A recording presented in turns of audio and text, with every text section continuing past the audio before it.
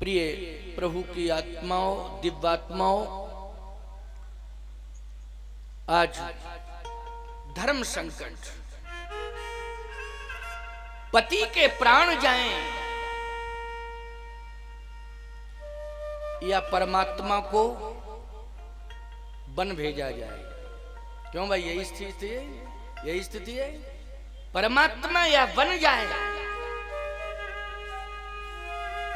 और बन जाता है तो पति के प्राण जाते हैं। और पति के प्राण यदि रखे जाएं तो फिर धर्म जा रहा है। संसार से क्या जा रहा है? धर्म जा रहा है। किसकी रक्षा होनी चाहिए? पति के प्राण की रक्षा होनी चाहिए कि धर्म की रक्षा होनी चाहिए? अगर राम अयोध्या में रुकते हैं तो महाराज दशरथ के प्राण तो सुरक्षित हो जाएंगे, लेकिन धर्म दुनिया से चला जाएगा। इसको कहते हैं धर्म संकट। लेकिन कैसे निस्तारण होता है, जरा इसको सुन लीजिए। बहुत अच्छे ढंग से मैं निस्तारण करने की कोशिश करूंगा। महाराज दशरथ ने कहा कि कैकेयी, तू इस पर विचार कर। कैकेयी जी ने कहा, मैंने तो विचार कर लिया है, अब आप विचार करिए और राम जी से पूछिए। आप यदि राम ये कहता है कि मैंने कौन सा ऐसा अन्याय किया है जो मुझे अयोध्या से बाहर किया जा रहा है, आखिर मुझसे भूल क्या हो गई है जो मुझे अयोध्या से बाहर निकाला जा रहा है, अगर किसी भी प्रकार की विरोधात्मक टिप्पणी राम करता है तो आप दोबारा प्रश्न करने के अधिकारी हैं। लेकिन राम जी से पूछा जाए, और आप ही पूछिए, ये नहीं कि मैं पूछूं, आप पूछिए राम से। दशरथ जी ने कहा कि कई राम तो बाद में आएगा, लेकिन मेरा बयान सुन ले तू। हाँ सुनाइए महाराज। जिए मीनू वरु बार बिहीना, जिए मीनू वरु बार बिहीना, मणि बीण फणिक जिए दुख दीना, मणि बीण फणिक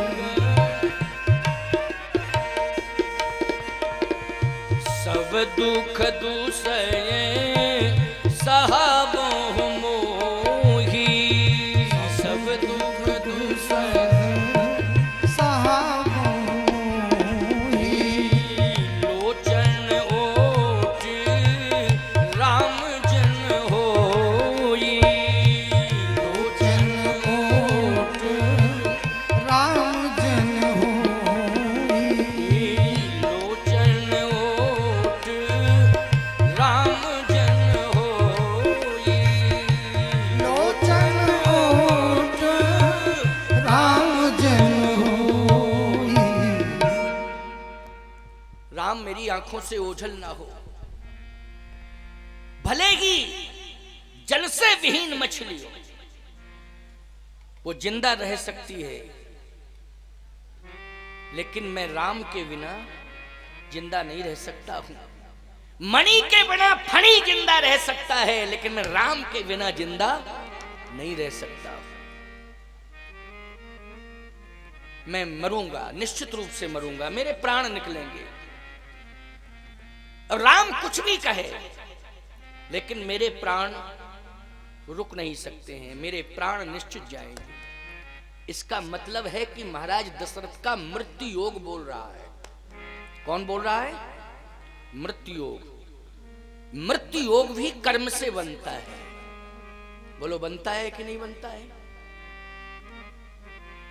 महाराज श्री दशरथ के कौन से कर्म ने मृत्यु योग बना दिया?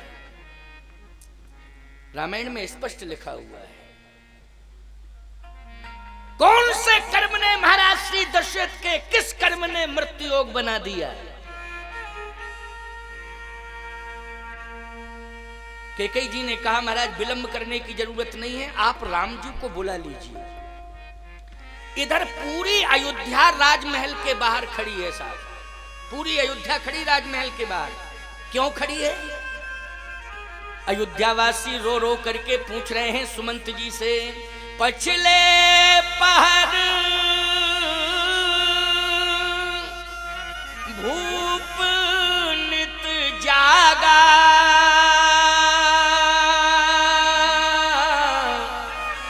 आज हमें बड़ अचरज लागा। अयोध्यावासी कह रहे हैं ब्रह्म मुहूर्त में जागने वाले महाराज श्री दशरथ आज विलंब से क्यों जगे। सुमंत जी महाराज आप जाके जानकारी करिए कि महाराज आज विलंब से क्यों जग रहे हैं। वो तो नित्य ब्रह्म मुहूर्त में जगते थे। कारण क्या है? अरे भैया कारण ये है कि जब सोए ही नहीं है तो क्या जगे? जब रात भर रो रहे हैं सो कहां रहे हैं? बोलो भाई। अब अयोध्या वासियों को क्या पता है कि को भवन में महाराज रो रहे हैं सो नहीं रहे हैं? अयोध्या वासियों को कोई मालूम ही नहीं। सुमंत जी महाराज से कहा कि आप पता लगाइए, ब्रह्म मुहूर्त में नित्य जागते थे लेकिन आज विलंब से क्यों जागे? आश्चर्य है, पूरी अयोध्या को आश्चर्य है। इसका मतलब है कि जागने का जो नियम शास्त्र में सुनिश्चित है वो ब्रह्म मुहूर्त का है कि नहीं? कौन से मुहूर्त का है? ब्रह्म मुहूर्त का है। देखो भैया, कोई विशेष ही कारण पड़ जाए विलंब से जगने का अलग बात है, लेकिन आप नियम मत बनाएं।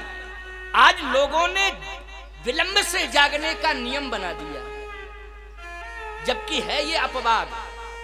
बोलो नियम नहीं है, विलंब से जगना क्या है? अपवाद है, लेकिन उसको नियम बना दिया। अच्छा, आज विडंबना इस बात की है कि कोई गांव में अगर सुबह जग जाए 4 बजे तो गांव के लोग कहते कोई बात है। क्यों कहते कि नहीं कहते? कोई बात है।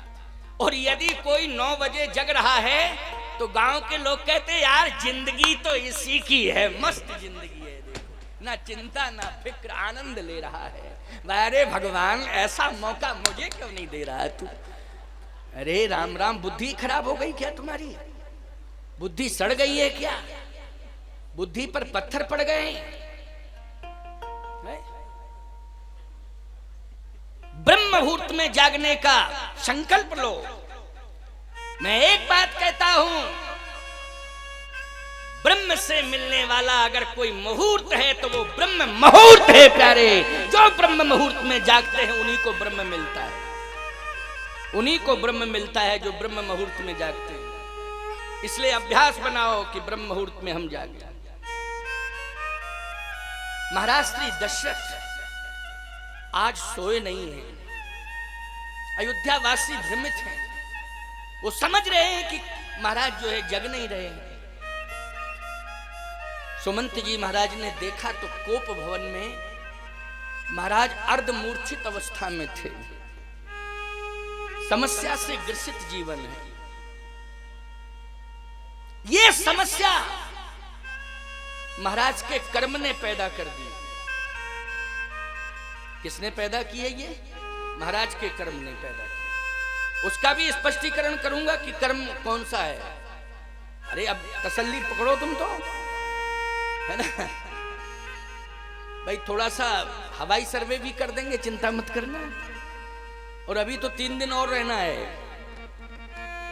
मैंने जब मैं मंच पर आया तो यहाँ मुश्किल से 100 आदमी थे, 150 रहे होंगे। 5-10 मिनट तो मुझे दर्शन करने में लग गया। दर्शन किया, परिक्रमा की, लेकिन मुझे पता चला आप कह रहे थे महाराज एक आधा घंटा विलंब हो गया। 1 घंटा कितना हो गया?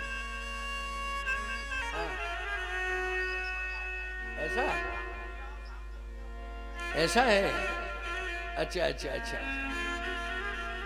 देखो भाई, ऐसा है कि पहली बात तो ये कि 11 से 2 बजे तक का जो नियम रखा ये मेरे साधना के हिसाब से उचित नहीं था। 11 बजे से मैं कभी कथा नहीं कहता हूँ। अगर दिन की भी कथा कहता हूँ तो 1 के बाद ही कहता हूँ। लेकिन वो आपने अपनी परिस्थिति के अनुसार तय किया होगा कि रासलीला होनी है और रासलीला के बाद फिर भंडारा होना है, तो कोई बात नहीं, ये तो आपकी अनुकूलता थी, वो आपने उस हिसाब से समय बना लिया। लेकिन अब मेरे साधना में यदि किसी प्रकार का कोई व्यवधान 10-20 मिनट का पड़ेगा तो फिर मैं कैसे उसे स्वीकार कर सकता हूं? तो तुम्ही को स्वीकार करना पड़ेगा। हैं? अच्छा, दूसरी बात यह है कि